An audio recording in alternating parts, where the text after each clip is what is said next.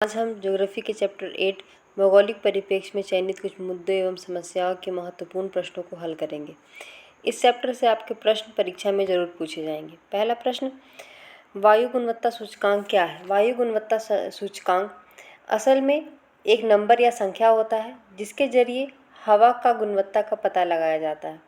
साथ ही इसके जरिए भविष्य में होने वाले प्रदूषण के स्तर का भी पता लगाया जाता है। हर देश का वायु गुणवत्ता सूचकांक वहाँ मिलने वाले प्रदूषण कारकों के आधार पर अलग अलग होता है। भारत में वायु गुणवत्ता सूचकांक पर्यावरण मंत्रालय, फॉरेस्ट और क्लाइमेट चेंज ने लॉन्च किया। इसे एक संख्या, एक रंग, एक विवरण के आधार पर लॉन्च किया गया था। दरअसल देश में अभी भी बहुत सी आबादी है जो शिक्षित नहीं है, इसलिए उन्हें प्रदूषण की गंभीरता को समझने के लिए इसमें रंगों को भी शामिल किया गया। SQI को इसकी रीडिंग के आधार पर 6 कैटेगरियों में बांटा गया है। 0 से 50 के बीच XQI को अच्छा, 51 से 100 के बीच संतोषजनक, 101 से 200 के बीच मध्यम और 201 से 300 के बीच खराब, 301 से 400 के बीच बेहद खराब और 401 से 500 के बीच गंभीर श्रेणी में माना जाता। भारत में XQI 8 श्रेणियों कारकों के आधार पर तय होती है। पिछले 24 घंटे में इन कारकों की मात्रा के आधार पर हवा की गुणवत्ता को बताता है। इसके लिए किसी भी शहर के अलग अलग जगहों पर इसे लगाया जाता है। इसकी रीडिंग के आधार पर लोगों को स्वास्थ्य संबंधी दिशा निर्देश जारी किए जाते हैं।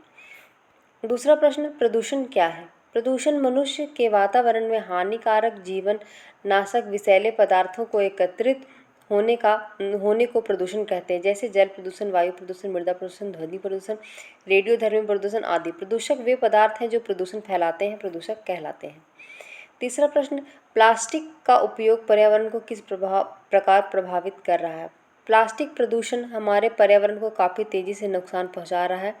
प्लास्टिक पदार्थों से उत्पन्न कचरे का निस्तारण काफ़ी कठिन होता है और पृथ्वी पर प्रदूषण में भी इसका काफ़ी योगदान है, जिससे यह एक वैश्विक चिंता का विषय बन गया है। प्लास्टिक बैगों, बर्तनों और फर्नीचरों के बढ़ते इस्तेमाल की वजह से प्लास्टिक के कचरे में काफ़ी वृद्धि हुई है, जिससे प्लास्टिक प्रदूषण जैसी भीषण समस्याएं उत्पन्न हो गई है। अगला प्रश्न, ध्वनि प्रदूषण पर टिप्पणी लिखिए। ध्वनि प्रदूषण को पर्यावरण प्रदूषण के रूप में पर्यावरण को बड़े स्तर पर विभिन्न स्रोतों के माध्यम से हानि पहुंचाने वाले तत्वों के रूप में माना जाता है। ध्वनि प्रदूषण को ध्वनि अव्यवस्था के रूप में भी जाना जाता है। अत्यधिक शोर स्वास्थ्य के लिए हानिकारक होता है और मानव या पशु जीवन के लिए असंतुलन का कारण है। यह भारत में व्यापक पर्यावरणीय मुद्दा है जिसे सुलझाने के लिए उचित सतर्कता की आवश्यकता है। हालांकि यह जल, वायु, मृदा प्रदूषण आदि से कम हानिकारक है। अगला प्रश्न, भारत में जल प्रदूषण की समस्या का वर्णन करें। जल प्रदूषण भारत में व्याप्त सबसे बड़े संकटों में से एक है। इसका सबसे बड़ा स्रोत है बिना ट्रीटमेंट किया सीवेज का पानी।